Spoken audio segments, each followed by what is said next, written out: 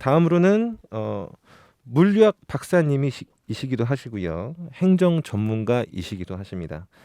전 인천광역시 항만공항해양국장을 역임하시고 현재는 인천대학교 동북아 물류대학원 교수를 역임하고 계시는 자타공인 인천 지역 물리학 전문가이십니다. 김광석 교수님께서 해사법원은 반드시 인천에 설립되어야 한다라는 주제로 발표해 주시도록 하겠습니다. 교수님. 네, 인천대학교 동북아물류대학원의 김광석입니다. 앞서서 이제 우리 우 변호사님께서 말씀 잘해주셨고 또 우리 안 의원님께서 너무 좋은 말씀을 해주셔서 뭐 여러 가지 얘기를 하면은 똑같은 얘기가 아마 중복이 되지 않나 이렇게 생각이 듭니다만은 그래도 이제 좀 몇 가지 말씀을 드려야 되지 않느냐. 왜 해사법원이 인천에 설립이 왜 꼭 필요하냐 하는 부분에 대해서 좀 강조해야 될 필요가 있어서 말씀을 좀 올리겠습니다. 우선 뭐 해사법원에 대해서는 우 변호사님이 잘 얘기하셨지만 선박이나 해상에서 발생하는 그런 해사 사건을 비롯해서 국제 상거래하고 관련한 분쟁을 해결하는 전문 법원이다 보니까 이 부분에 대해서 전문적인 어떠한 그 분야로서 좀 이렇게 필요한 그러한 법원이다 이렇게 보여지는 거고요. 여기서 이제 다양한 국제 조약과도 연결이 되고 또 국내법이라든지 외국법이 적용이 되니까 국제적인 성격 같은 경우가 다 여기에 한꺼번에 성격을 포함하기 때문에 법률적인 관계가 매우 복잡해지는 그러한 상황이 되기 때문에 이 해사법원이 꼭 있어야 된다. 이제 이런 얘기를 하시는 거고요. 그 이제 우리나라 같은 경우에는 이제 해사 사건의 전문 재판부가 서울고법이라든지 서울중앙지법, 부산고법, 부산지법 이렇게 네 곳에서 나눠서 하다 보니까 비효율적이라는 지적을 자꾸 받아와서 이 부분에 대해서 이제 해사법원을 좀 설치해야 되겠다 이런 말씀을 하시는 겁니다. 그리고 우리나라에서 해사 사건을 보시면 우 변호사님이 잘 정리하셨습니다마는 연간 뭐 500에서 1000건 정도 되는데 600건 잡는다고 보면은 수도권에서 한 4,500건 정도가 발생을 한다. 이런 통계가 지금 돼 있습니다. 그리고 또 국가의 해운력을 판단하는 그 지배선대라는 게 있는데 이게 선사가 실질적으로 지배하는 선박의 규모를 나타내는 이 지표가 됩니다. 이게 우리나라가 그리스라든지 중국, 일본, 싱가포르 이런 나라에 이어서 세계의 강대국으로다가 지금 부상하고 있습니다. 그래서 이제 그동안에 해사법원이 없었기 때문에 법률 분쟁이 나면 외국의 중재기관이라든지 법원에 의존해가지고 이렇게 처리하다 보니까 해외로 유출되는 비용이 한 4,800억 정도가 나왔다. 이런 통계가 지금 발표되고 있는 거죠.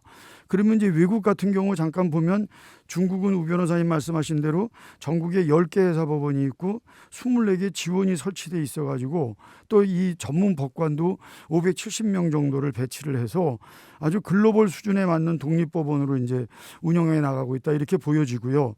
일본하고 싱가포르도 독자적인 어떤 해사 중재 전담 기구를 하는데 이 나라들이 중국은 이미 59년부터 했고 일본은 1924년부터 했고 이렇게 하다 보니까 굉장히 역사와 전통을 자랑하는 그러한 법원들이 됐죠. 근데 우리가 늦게 출발했는데 어떻게 해야만 우리가 이런 경쟁력을 확보할 수 있느냐 이런 것들이 어떻게 보면 현실적으로 매우 중요하지 않느냐 저는 이렇게 보여집니다. 그래서 해사법원의 설립은 우리가 우리나라에서 나오는 이 사건도 우리나라에서 처리를 해야 되겠고 외국인 간의 해사 사건을 또 유치해 갖고 와서 국부 창출의 기회로 또 활용을 해야만 되지 않느냐 이제 이런 말씀을 드리겠습니다. 아까 우 변호사님께서 잠깐 얘기를 주셨습니다마는 중국 같은 경우에는 22만 건이 넘고 우리나라 돈으로 환산하면 26조나 된다고 하니 이 부분이 너무너무 이렇게 거대한 어떠한 그 수익을 낼 수 있는 그러한 부분이 되겠고요. 그리고 이제 이걸 유치하게 되면 대표적으로 변호사 수입료라든지 오시는 분들을 위한 호텔, 숙박비, 항공 수입 뭐 이런 것들이 부가적으로 또 발생을 하다 보니까 더 좋은 어떤 부가가치가 창출이 되는 거죠. 이제 이렇게 되고 또 우리가 중국과 굉장히 가까운 지역에서 무역량이 많이 지금 늘고 있습니다. 인천 같은 경우를 중심으로 하면은 중국과의 그 무역량 의존도가 60%를 지금 넘어서고 있는 거죠. 그런데 중국하고서 이렇게 무역 과정에서 어떤 잦은 분쟁이 발생할 수 있는 가능성이 높기 때문에 앞으로도 이러한 분쟁은 계속 증가할 거 아니겠느냐. 여기에 대응하려면은 이 전문 법원이 필요하다.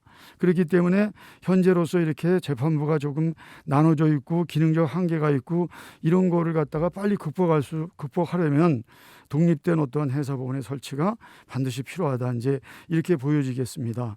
그래서 여러 가지 여건이 있겠습니다만은 이 해사법원을 설립하는 경우에는 우리나라가 이거를 기화로 해서 기점으로 해서 해양 강국으로 올라갈 수 있는 그러한 대표적인 수단이 되고요. 아울러서 해사법원을 갖다가 우리 국내에 만약에 설치하게 되면 국내에 없는 해사중재원이라든가 국제해사기구라든가 이런 해사 관련 국제기구 유치를 하기 위한 발판이 되기 때문에 반드시 해사법원을 설치해야 된다. 이런 필요성이 지금 강조되는 게 아니겠느냐 이렇게 좀 보여지고 있습니다. 그리고 우리가 너무 해사법원이 없다 보니까 전문 지식이 필요한 해상 사건들이 민사법원에 다뤄지다 보니까 우리나라 해사 관련 그러한 법률 분쟁을 대부분이 다른 나라에서 이게 특수를 누리게 되는 거죠. 그래서 외국의 어떠한 재판이나 중재에 의존함으로써 우리의 어떠한 국부가 유출되는 그런 아주 이상한 일이 벌어지고 있다. 이렇게 보여지겠습니다. 그러면 이제 해사법원을 어디에 둬야 되겠느냐 하는 게 이제 중요하겠는데요. 이 해사법원을 왜 둬야 되냐면 강조하고 싶은 말씀은 한국의 해운 사건이 해외에 유출되는 것을 예방해야 된다. 이거 우리가 이걸 못하니까 돈이 낭비되는 거 아니냐. 국부가 유출되는 거다. 이거 막아야 된다. 또 하나는 외국 법원과의 경쟁에서 우리가 이겨야 되겠다. 그리고 어떠한 사건을 또 우리가 국내로 유치해 와야 되겠다. 뭐 이런 점들이죠. 그리고 또 해양 국가로서 국가 경쟁력을 강화하기 때문에 그래서 이 해사법원이 필요한 것이다. 이제 이렇게 정리할 수가 있겠습니다. 그러면은 어디에 둘 거냐 하는 걸 가지고 논란이 많이 생길 수가 있는데 처음부터 그러면 저 같은 경우에는 전국적으로 한번 출발하는 방법이 어떻겠느냐. 우리나라 해사 사건의 대부분이 수도권에서 발생하기 때문에 수도권에다가 해사법원 본원을 두고 그다음에 지방에 지원을 두는 방법도 있겠다. 이제 이렇게 전제하고 또 다른 하나는 사건도 많고 국제적인 인프라가 잘 조성되어 있는 수도권에다가 먼저 설치 운영을 해서 인근 경쟁국들하고 다툼에서 유치 경쟁에서 우위를 점할 수 있도록 최대한의 경쟁력을 확 끌어올리고 난 다음에 그 다음에 여기에다가 이제 확대하는 그런 방법. 그래서 저는 두 번째 방법에 더 무게를 두고 추진을 해야 되지 않느냐 이제 이렇게 좀 생각을 합니다. 그래서 우리가 자꾸 해운 사건들이 해외로 유출되고 이러한 상황을 예방을 하고 그다음에 국제 경쟁력을 갖추고 외국 법원과 경쟁해서 해사 사건을 한국으로 많이 이렇게 유치해오고 이래야 되는 것 때문에 우리가 필요한 것이다. 그래서 이걸 해사법원을 가지고 지역 간의 유치 경쟁을 하면서 힘을 빼는 것보다는 국제적인 경쟁력을 갖춘 곳에 설치를 해서 유치 건수도 늘리고 수입도 증가시키고 체질도 강화시키고 이래서 우리와 경쟁하는 국가들보다 좀 늦게 출발합니다마는 좀 더 앞서 나가야 되지 않느냐 이제 이렇게 말씀드리고 싶습니다. 그래서 뭐 아까 우 변호사님께서 얘기하셨습니다마는 민법에서 일반적인 그러한 상황들이 이제 재판적을 정할 때 피고의 주소지, 그다음에 추심 채무상의 의무 이행지, 그다음에 이제 사고 선박이라든지 구조 선박이 제일 처음 도착한 곳, 선적이 있는 곳 이런 식으로다가 원칙을 정해가지고 민법상의 뭐 재판적의 일반 원칙을 정해놓은 것처럼 이렇게 되다 보니까 저희 같은 경우에는 수도권에 본사가 많고 그러니까 선사라든지 해운회사가 많은 곳이고 그다음에 사고나 선박을 가져올 수 있는 항만을 또 갖추고 있는 인천이고 그다음에 또한 국제소송을 하다 보니까 소송 당사자들이 이용하기 편리하게끔 할 수 있는 인천국제공항을 가지고 있는 곳이고 이래서 이러한 모든 조건을 다 가지고 있는 곳이 인천이기 때문에 그래서 해사법원은 사실 어떻게 보면은 인천이 적지 아니겠느냐 이렇게 말씀을 드릴 수가 있겠습니다. 그리고 또 하나는 이제 수도권의 경쟁력을 살펴볼 수가 있는데 한국선주협회가 발표한 자료가 2019년 기준으로 해가지고 213개의 선주업체가 있습니다. 이 중에서 75%는 161개가 수도권에 있습니다. 그러다 보니까 해사법원을 통해서 법률 서비스를 받아야 될 수요자 대부분이 수도권에 있다. 이렇게 정리할 수가 있겠죠.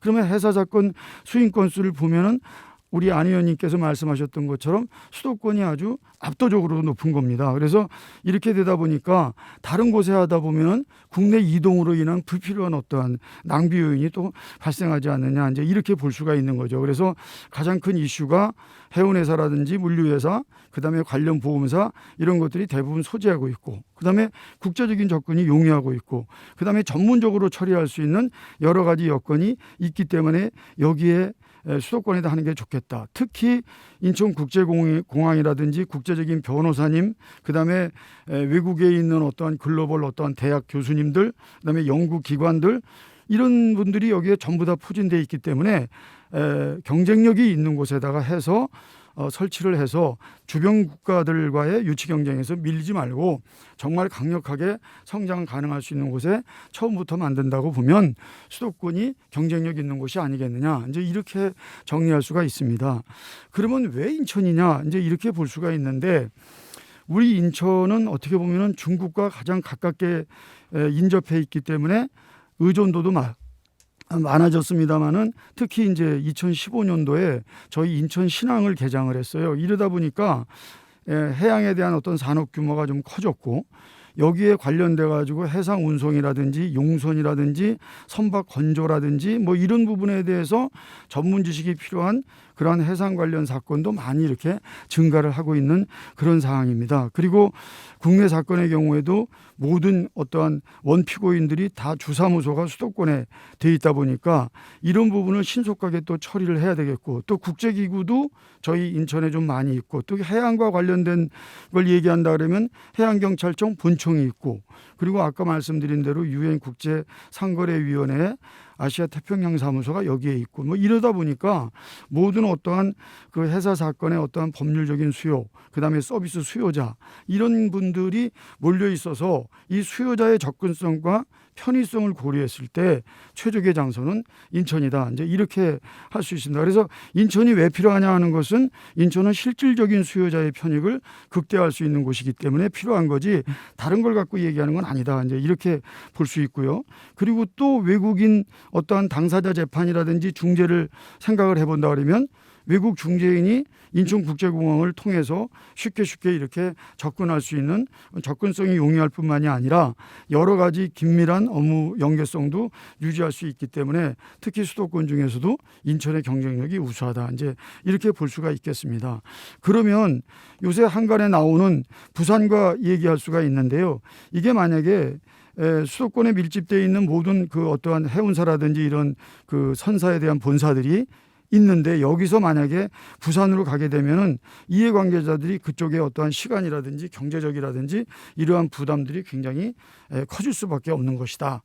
그래서 최우선적으로 우리가 회사법원을 설립하는 데 있어서 고려해야 될 점이라고 한다 그러면 사법 서비스의 수요자의 이용 편의, 그리고 현장성, 그리고 국제성, 그리고 해상 사건의 특수성, 이렇게 종합적으로 평가를 해서 국익에 도움이 되는 곳에는 반드시 설립을 해야 되겠다, 이렇게 보는 거고요. 뭐 회사 법원을 가지고 어떤 정치적인 논리라든지 지역의 균형 발전이라든지 이런 부분을 엎어 씌워 가지고 수요자의 어떠한 불편을 초래하고 주변국들과의 경쟁에서 낙오되는 우를 범하는 그러한 사례를 만들고, 또한 국부의 해외 유출이 나가고, 그리고 나서 뭐 당사자의 이용 편의는 뒷전이고, 이렇게 되다 보면은 이게 이상한 형태로다가 회사 법원이 설립될 수 있기 때문에, 그래서 인천이 가장 적지다, 이런 말씀을 드리겠습니다.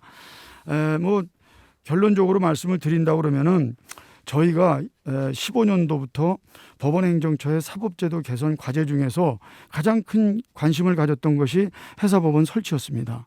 그런데 5년째 계속 지지부진하게 이렇게 흘러갔습니다.